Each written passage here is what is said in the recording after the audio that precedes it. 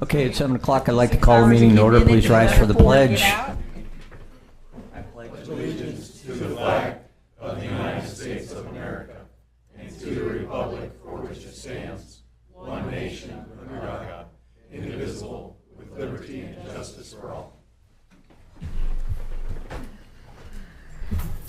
All right, no need for roll call. Everybody is present. Old business, approval of minutes. The regular meeting minutes of April 16th, 2026 were provided for review.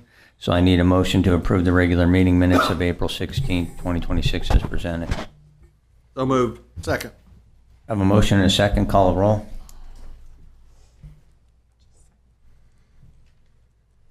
Mr. Brungard, Abstain. Ms. Hatcher, Yes. Mr. Gardner, Yes. Mr. Kirby, Yes. Mr. Kowalski, Yes. Mr. Garvey, Abstain. Mr. Robinson, Yes. Mr. Pierce. Yes. Motion passed. Audience participation. Is there anyone in the audience who'd like to address the council on an item that is not on the agenda? Or come on up for presentations. Dan, For go those ahead. that are online, Daniel Clemens, I live at 124 Bittersweet Lane. I'm here to report back to the council for the 21st of April Leavenworth County Port Authority meeting. You should have received two emails. One is the port package, and it would have two meetings in it and two treasurer's reports. That's because the previous meeting we did not have a quorum. So we reviewed both of those meetings at the last meeting, and they were all approved as you received. Coming to the projects and leads, they started doing some new coding.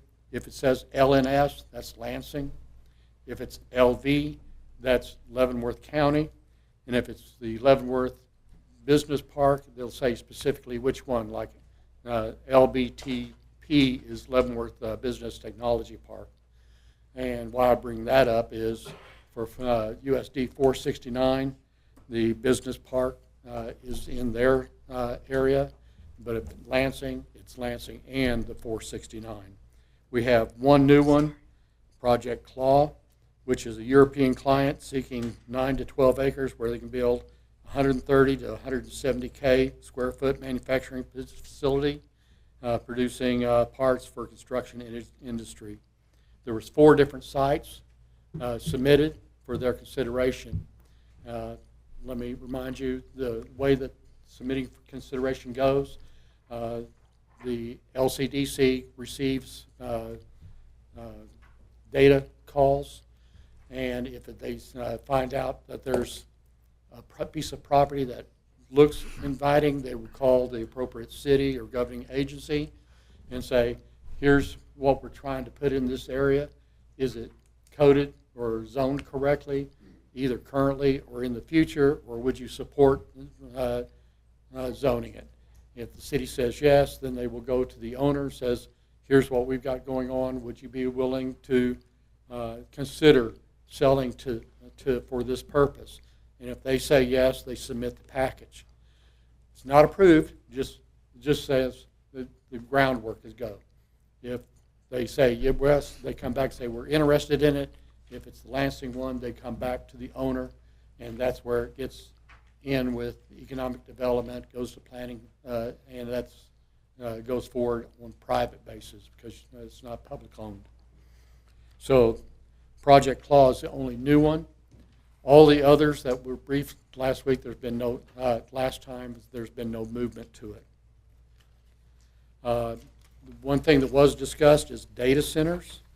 And with the Port Authority package, there was a 2-sided quick questionnaire on data centers. Didn't go real deep into it in the Port Authority, other than they said that Evergy said that they would be the last to be restored if there's an energy outage. Residents, then comes businesses, and then the data centers would be the last one to be restored as far as Evergy's priority listing. Then they talked about a brochure that was sent out. I asked for that, and that would have been the second email that you received on the 21st. Other than that, if you have any questions on data centers, I can only regurgitate what I sent you. Any questions on the Port Authority? Got any questions for Dan? No? Appreciate it, Dan. Thank you. Thanks, Dan. All right. Down to presentations. We have Hold it. oh.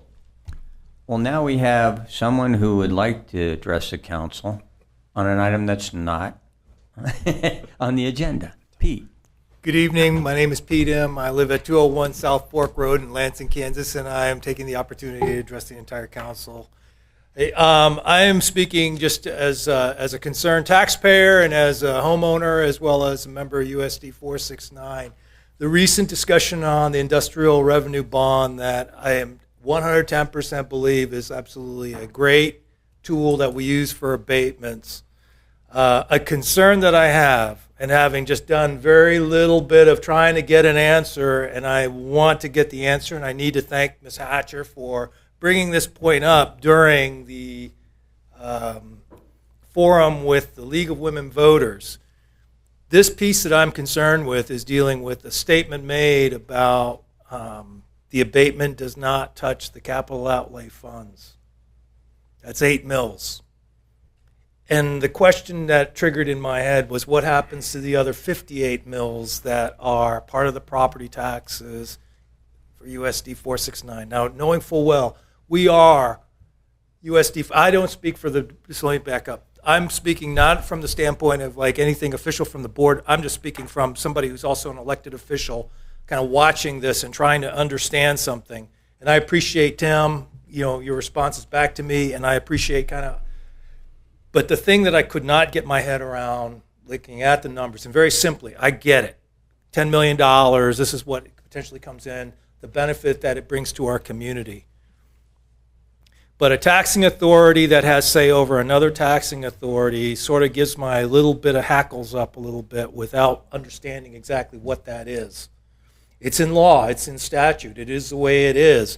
But if 50 mills out of a development are not coming to USD 469, and again, I may have this wrong, I just could not get a clarity on what the impact is. That's a discussion point that between two leading bodies, two bodies that are chartered with it, we need to make sure that we're clear on it. And maybe I have it completely wrong, because that also happens a lot of times.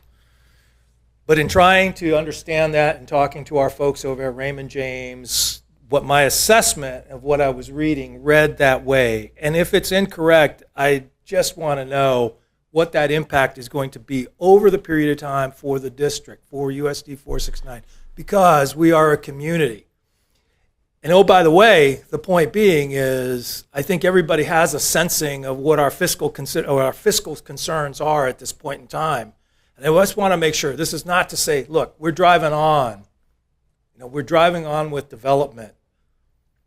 But among two leading bodies elected by folks, especially taxing bodies, and even though it may be in statute, that's a problem that I honestly don't particularly think is right. At the same time, it states that in cases like that, a pilot, give me a minute, I don't know. But the point being is a pilot can be asked for out of the developer. That's a discussion. That's one of those types of things that, again, I don't mean to take up any more of your time, but if I could get some help on at least understanding the impact of the mills, all 58 mills, in terms of how many of those are actually abated from the district over the period of time for this development, that would be really, really helpful for me. Thank you. Well, I mean, they would be abated for the same time that the city's is abated. 10 years, right? We spoke about this. The IRB protects 8 mills. The rest of that is abated. Right. I get that thought process.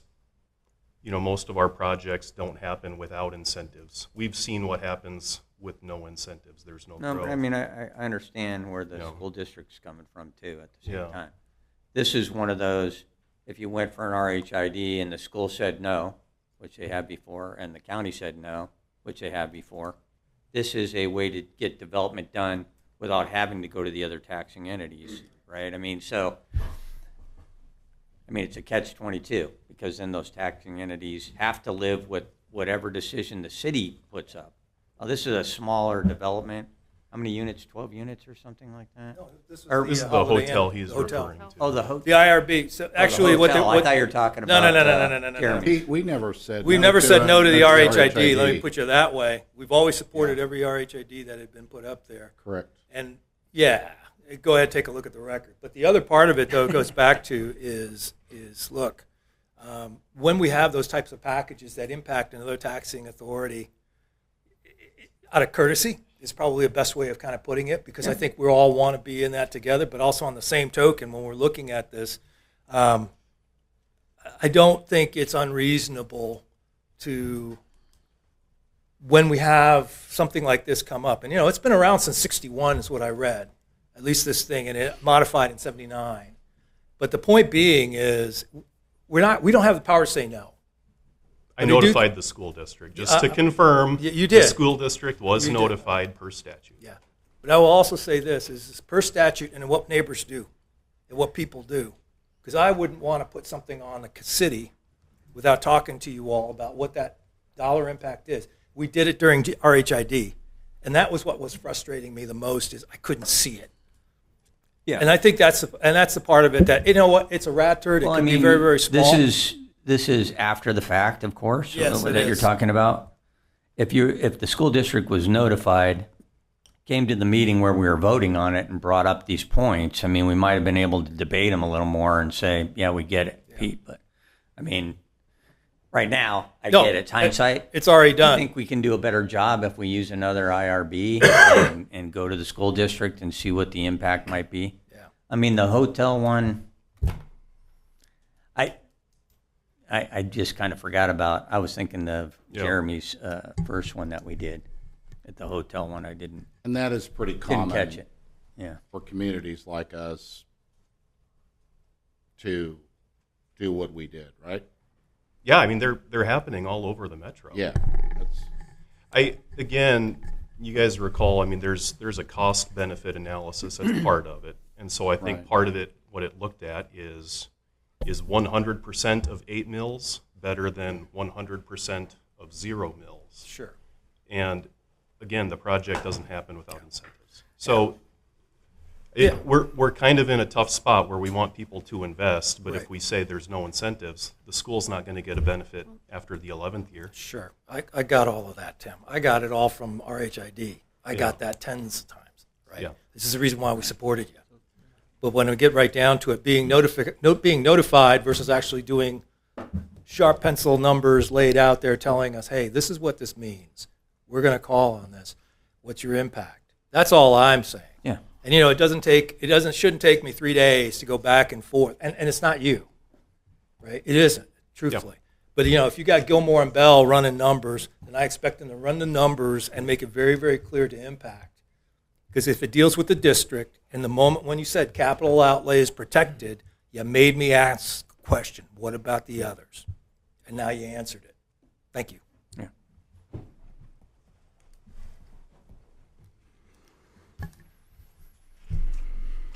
Okay.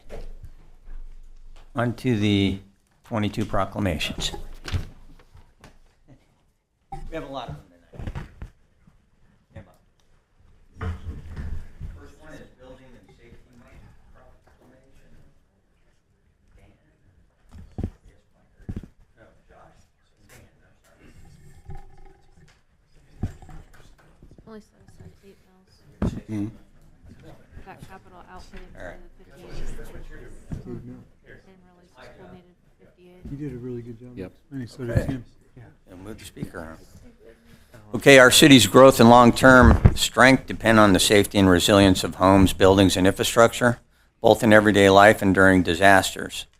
This safety is made possible by the dedication of professionals across the construction and safety industries, including building officials, engineers, architects, tradespeople, who work year-round to ensure structures are built to high standards. These efforts are guided by the International Code Council, which develops modern building codes designed to protect communities from hazards such as storms, fires, floods, and earthquakes. The 2026 Building Safety Month theme is Build to Last, encourages everyone to take part in promoting safety and resilience.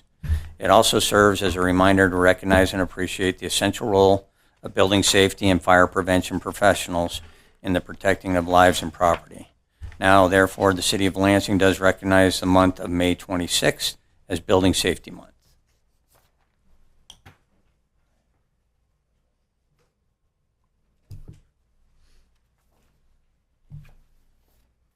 You're the recipient of this?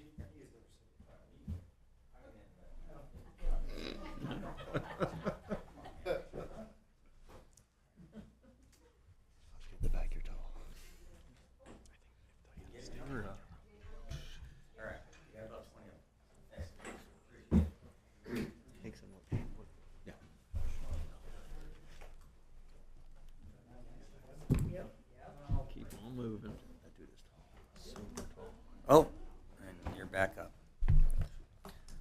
Okay, whereas communities rely on economic development professionals to promote economic well-being and quality of life for communities like the City of Lansing, that means coordinating activities that create, retain, and expand jobs in order to facilitate growth, enhance wealth, and provide a stable tax base.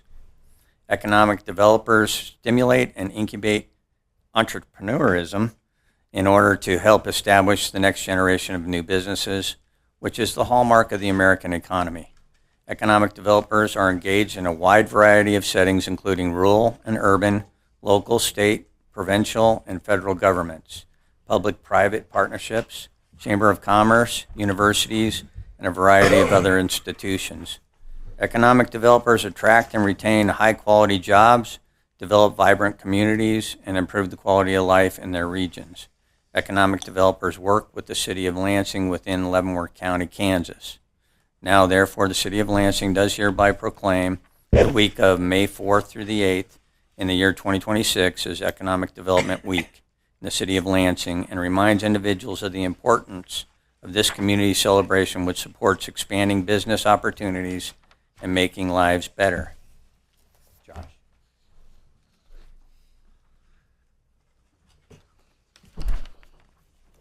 Thanks for what you do.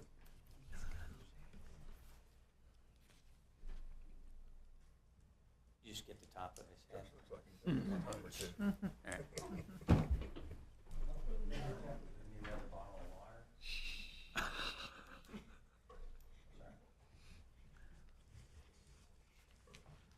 Oh, Lansing Police Week. Steve.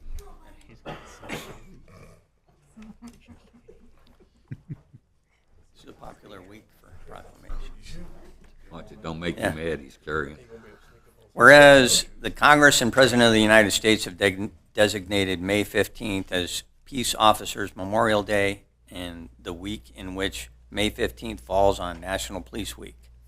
The members of the law enforcement agency of Lansing play an essential role in safeguarding the rights and freedoms of Lansing. It is important that all citizens know and understand the duties, responsibilities, hazards, and sacrifices of law enforcement agencies, and that members of our law enforcement agency recognize their duty to serve the people by safeguarding life and property, by protecting them against violence and disorder, and by protecting the innocent against deception and the weak against oppression. The men and women of the law enforcement agency of Lansing unceasingly provide vital public service. Now, therefore, the City of Lansing calls upon all citizens of Lansing and upon the patriotic, civic, and educational organizations to observe the week of May 10th through 16th, 2026 as Lansing Police Week. Steve? Thank you and all your folks for what they do for our great city. No, this is- yeah. All right. Read out.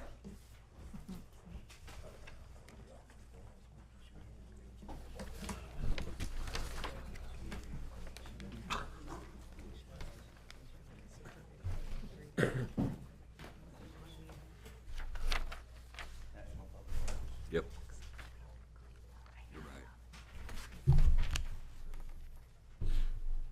Kenny, you guys ready? All right, public works professionals focus on infrastructure, facilities, and services that are of vital importance to sustainability and resilient communities and the public health, high quality of life, and well-being of the people of Kansas.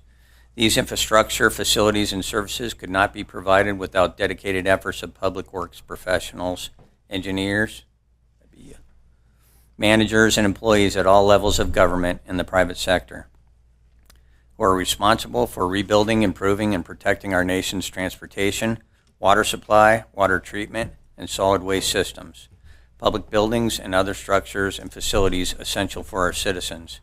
It is in the public interest for the citizens, civic leaders, and children in Lansing to gain knowledge and maintain a progressive interest in the understanding and importance of public works and public works programs in their respective communities. The year 2026 marks the 66th annual National Public Works Week, sponsored by the American Public Works Association. Be it now, as such, the Mayor of City of Lansing, Kansas, does hereby proclaim Lansing's full support in designating May 17th through the 23rd, 2026 as National Public Works Week.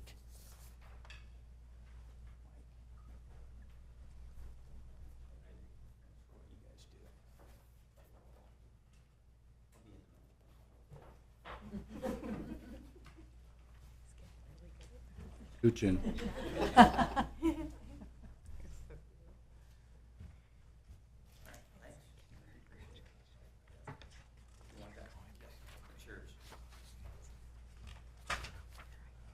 Almost there. Professional municipal clerks.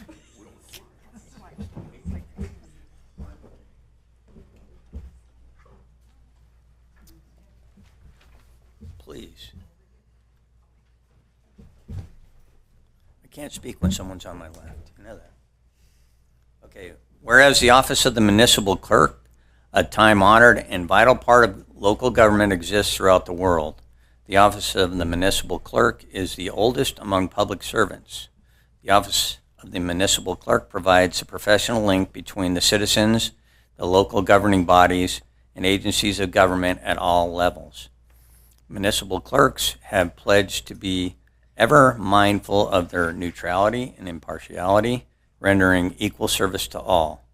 The municipal clerk serves as the information center on functions of local government and community. Municipal clerks, we say that a lot in this thing, continue to strive to improve the administration of the affairs of the office of the municipal clerk through participation in educational programs, seminars, workshops, and the annual meetings of their state, provincial, county, and international professional organizations. It is most appropriate that we recognize the accomplishments of the city clerk and assistant city clerk. Now, therefore, the City of Lansing does recognize the week of 3 through 9 May 2026 as Professional Municipal Clerks Week. Wow, that was a lot of municipal clerks. Kind of hard to say. Yeah. Rubber baby buggy bumpers. Right.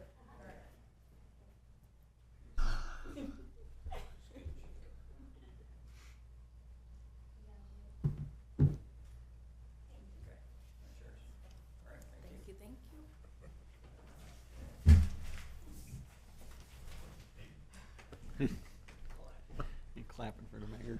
He got through it. 6 bottles of water. Good later. job. Oh, he gets a proclamation for reading all the proclamations.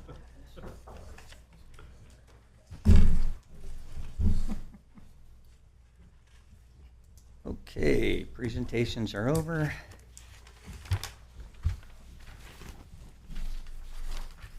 New business.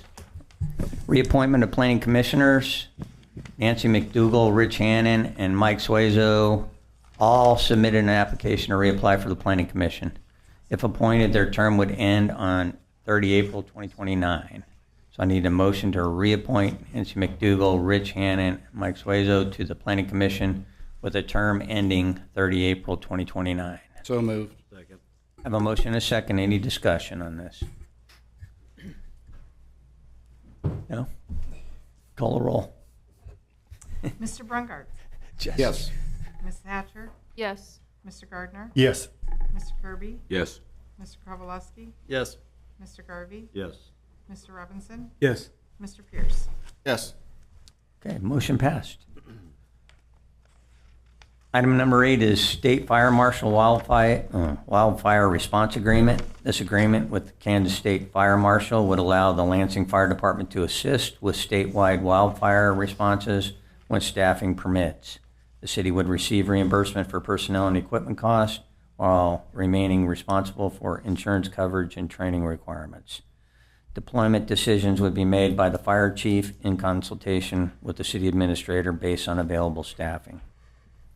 So I need a motion to approve the Kansas State Fire Marshal wildfire response agreement and authorize the necessary signatures. So moved. Second. I have a motion and a second. Any discussion? Chief is available. Does the hourly rate cover our cost? Probably pretty close.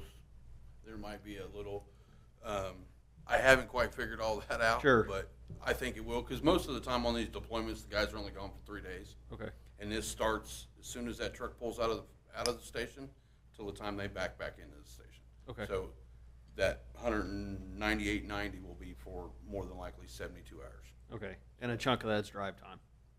Yeah. Well, it It depends. doesn't matter. Yeah. Once I get that number from the state to deploy and we okay it, then as soon as they pull out of the station, their time starts. Okay. And it doesn't stop. If it takes us 6 hours to drive to wherever they want us, 6 hours we're getting paid. So this is a new thing they started this year. There was some discrepancy on who was paying who, and the State Fire Marshal just said, like, basically they said, we'll take care of it. So any department that's deployed, it comes straight out of the State Fire Marshal's budget. You got to buy your own gas. Yep. So that 198's got to cover that too. Yep.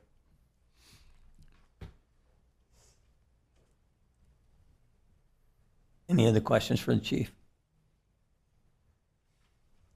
Okay. Thanks, chief. We have a motion and a second. Call the roll. Mr. Brungard? Yes. Mrs. Hatcher? Yes. Mr. Gardner? Yes. Mr. Kirby? Yes. Mr. Kowalewski? Yes. Mr. Garvey? Yes. Mr. Robinson? Yes. Mr. Pierce? Yes. Motion passed. Item number 9 is ordinance number 1147, UDO amendment. Staff is proposing amendments to the Unified Development Ordinance to update floodplain management regulations in compliance with FEMA requirements and to allow buildings up to 4 stories, 55 feet in the B3 Regional Business District. So I need a motion to adopt ordinance 1147, an ordinance amending Unified Development Ordinance Code, Article 2 and 4. So moved. I have a motion and a second. Josh is here to answer any questions that you might have. This is a permanent change. Permanent change.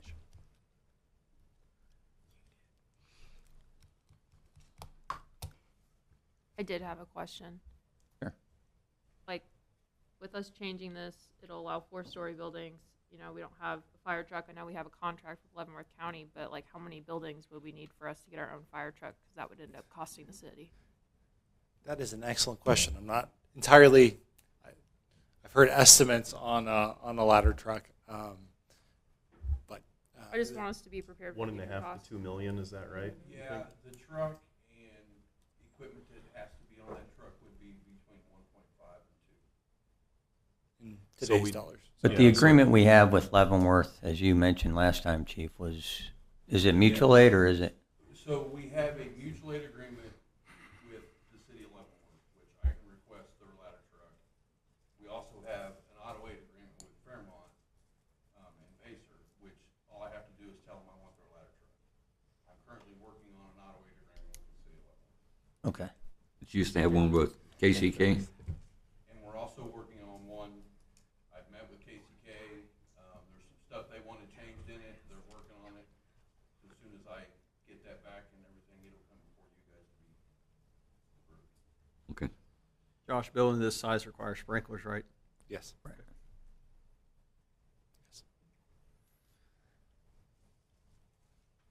So there's really not an answer to how many Correct. 4-story buildings or 5-story buildings. It's We do could. you have the equipment available to put out a fire there? Correct. And we do through mutual aid agreements. We don't within our own fire department right now. Correct. Yeah. Correct. So that's kind of the answer. But We could model a generic how many 4-story buildings at valued at X amount over the course of the next 5 years or whatever, to kind of get to that 2.5, 2.6, 2.8, depending on where that we finally cross that threshold plus interest from the 2 million estimate this year. But I could run those numbers and try to come up with an answer for you and get that back to you. But I don't have that. I just don't want it to be like next year you guys need a $2 million fire truck, you know? Right. Well, We'd probably be waiting 2 years for it once we request it anyway. But I mean, we've thought about that, you know, some of it based on the discussions last summer with industrial and things like that. But I mean, to Josh's point, for it to kind of pay off, we would need much more than one hotel generating taxes. You know what I mean? Like, we would need several Could we get four-story sued? buildings. Like, say, like, we don't get to them in time.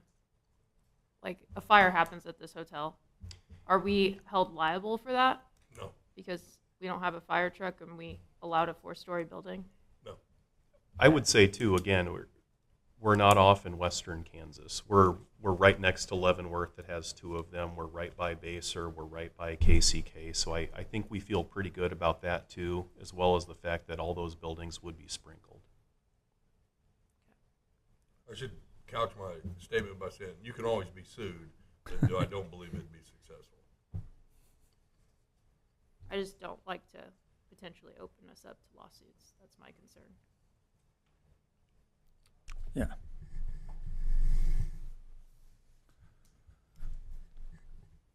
Is there any other questions? Is that it? Where would the nearest ladder truck be in Leavenworth? Would it be 20th Street? No, 10th and Shawnee. 10th and Shawnee, okay. Yeah, got They it. have 2 of them at that station, and then Baser has one that sits at their main station right there on 155th. Right. And then KCK has one at Leavenworth Road in Hutton. At the school, yeah. Yep. Okay, thank you. Okay. Thanks, Josh. We had a motion and a second. Call the roll if there's no other questions. Okay. Mr. Brungard? Yes. Mrs. Hatcher? Yes. Mr. Gardner? Yes. Mr. Kirby? Yes. Mr. Kowalski? Yes. Mr. Garvey? Yes. Mr. Robinson? Yes. Mr. Pierce? Yes. Motion passed. Item number 10 is RHID policy amendment. Staff is proposing an amendment to the RHID policy to increase the average allowable home size from 16 to 1,700 square feet. The change would provide greater flexibility for builders, including Higgs Brothers and the Monroe Manor Development, to offer home designs that better meet buyer preferences with no financial impact to the city. So I need a motion to approve amending the RHID policy section 1, item 1, to allow for an average square footage of homes built not to exceed 1,600 square feet to 1,700 square feet. And I have a motion Second. and a second. And just so we know, that's the average of all those homes in Monroe Manor added together. So there might be, there might be 70 1,400 square feet ones, but it gives them an option to put a 1,700 square foot one if somebody wants it. So anybody, or Josh, are you answering the questions? I can on just that? mention one Okay. thing really quick. So they had given us 5 different models that they want to build. Only one of those models was under 1,600 square feet.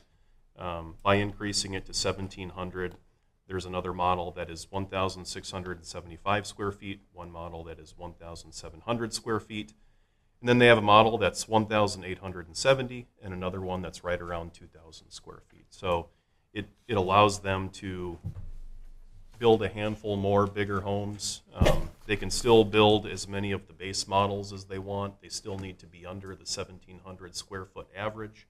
But this just gives them a little bit more flexibility. And one of the things that I know one of you guys had asked a question about it. One thing to keep in mind too, it's possible a resident could reach out to the builder and say, hey, I want to build that 2,000 square foot model. And if the builder says, hey, I'm capped out, I can't do that because of this city policy. So I think the goal here is to just give the builder a little bit more flexibility in terms of building slightly larger homes, it was a 6.25% increase. So I felt like that was reasonable. And we'll keep track of that? When they met with Josh and I like a month or so ago, I think they had a breakdown of all the houses they wanted to build, like 10 of this model, 10 of this model, and so on and so forth. So I think we will do our best to keep track of that. I don't know if there's a finish or something, and it ends up being 1,701 feet. I don't know. Right. We'll do our best to keep track of it. Yeah. Yeah, I mean, and one of the ideas was to have some larger homes over there where they start butting up against the larger homes, right, on the Pebble Beach side over there. So you kind of gradually go down to a kind of a smaller home away from those. So they're kind of, they fit the neighborhood that they're in. So they weren't I think really. the 1,700 square feet versus the 2,000 square feet, those are more affordable, the 1,700, because they're less square footage, right? So that would keep the cost of the houses down, right? That was the original intent behind the 1,600. Right. And we crafted this policy before we'd really spoken to any builders. It was our first crack at it, and then it just looked like increasing that to 1,700 gave them a little bit more flexibility, a few more types of houses they can build. So yeah. That was going to be my question. Why did we limit to 1,600 when we first voted on the ordinance? But you just explained it, so thank you. I think originally we had only seen a couple of their models when we were in Baser. I think that's kind of where we got the numbers originally. But when they provided their packet of all the homes that they could build in this area, that's quite like 5 or 6 different models. And depending on whether or not you get a basement, and some of them will be able to have a basement depending on the terrain over there, that's a bigger square footage. So it just gives us more options. I mean, everybody, if they want a 1,400 square foot home, they can get that built too. And one other piece, this is anecdotal on my part, so I'll be sure to say that. But I think when I would think of 40 and 45 foot lots 10 years ago, you would think 1,400 square feet, 1,500 square feet, 1,600 square feet. But I do feel like builders have gotten better about utilizing all of the space they can in those tighter lots than they did 15 or 20 years ago. So that's kind of an observation on my part, but I do feel like people are getting better at building bigger homes and nicer homes on smaller lots. When do you think we'll see a home go up? They want to build the model in the next month or so. They are transferring ownership of the first wave of lots. End of this month or beginning of next month. We expect to see a permit pulled shortly thereafter. And then the model home will be the first one to go up. It'll be the first one on the north side of the northern, or the road coming in off of DeSoto. And so we're expecting to see that open somewhere in the October-November timeframe. We shall see. Okay. And then, obviously, shortly thereafter, they will have a tent at Independence Day to start marketing. But their marketing push will begin sometime around the construction of, or the opening of the model home. Okay. Okay, anybody else? All right, thanks, Josh. We have a motion and a second. Call the roll. Mr. Brungart. Yes. Mrs. Hatcher. Yes. Mr. Gardner. Yes. Mr. Kirby. Yes. Mr. Kowalowski. Yes. Mr. Garvey. Yes. Mr. Robinson. Yes. Mr. Pierce. Yes. Motion passed. Item number 11 is replacement cover for the salt dome. Staff is requesting authorization to replace the deteriorating fabric cover on the city's salt dome through MAR Building Solutions, the authorized vendor for the structure. The $21,431 project would be funded through the unused ice control budget funds due to lower than normal winter expenses this year. So I need a motion to authorize the Public Works Department to source the material and installation of the salt dome cover from MAR Building Solutions in the quoted amount of $21,431.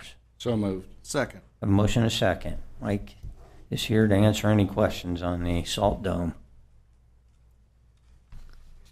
We're buying the roof and they're installing it, or are we buying it and we're installing it? No, they're going to do the installation. Okay. We built the first one in, like I said, in 2011, and this was not forecast for 2026, but here we are, and it needs it. So we were just trying to strike while the iron is hot, or while we have availability of funds. Okay. No questions? We have a motion and a second. Call the roll. Mr. Brungard? Yes. Mrs. Hatcher? Yes. Mr. Gardner? Yes. Mr. Kirby? Yes. Mr. Kowalski? Yes. Mr. Garvey? Yes. Mr. Robinson? Yes. Mr. Pierce? Yes.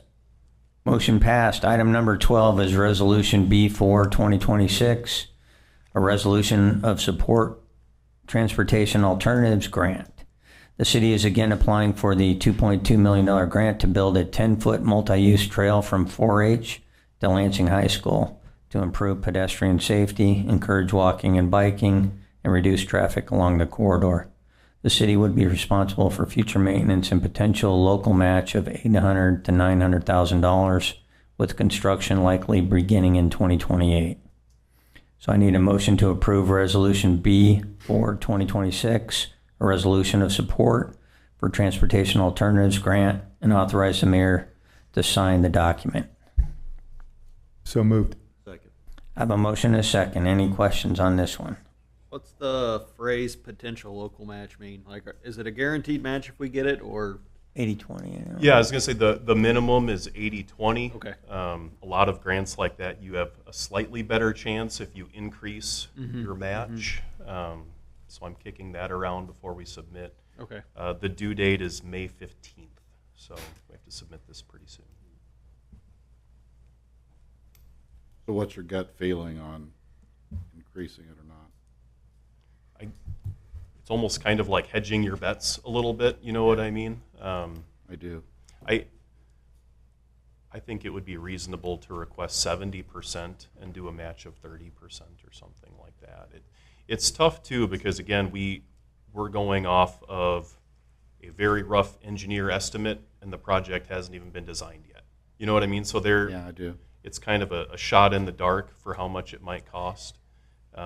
But yeah, the engineer thought maybe 3 million, 3.1 million, somewhere in that range. This with the state or Mark? This is with the state. This will come off the that's spur not of the tomorrow. roundabout? This would connect to the trail at Wyndham, We wouldn't have a and then, yeah, go to that intersection and then go south. Sorry. So, yeah. It's a roundabout we want. Yeah, right there for it. But On the east side of the street. It hasn't been designed yet, but I think we would envision that, yeah. That looks like a little less prep work on that side of the street. But what do I know? yeah, there's some homes along that one side. Their old property line goes like a cliff down to nothing to the street. So that's some digging you're going to have to do there. It's a lot of work. Yeah. But definitely a good project. All right. We have a motion and a second. Call roll. Mr. Brungard? Yes. Mrs. Hatcher? Yes. Mr. Gardner? Yes. Mr. Kirby? Yes. Mr. Kowalski? Yes. Mr. Garvey? Yes. Mr. Robinson? Yes. Mr. Pierce? Yes. All right. Motion passed. Go to department heads. Department heads, anybody got anything? Terry does.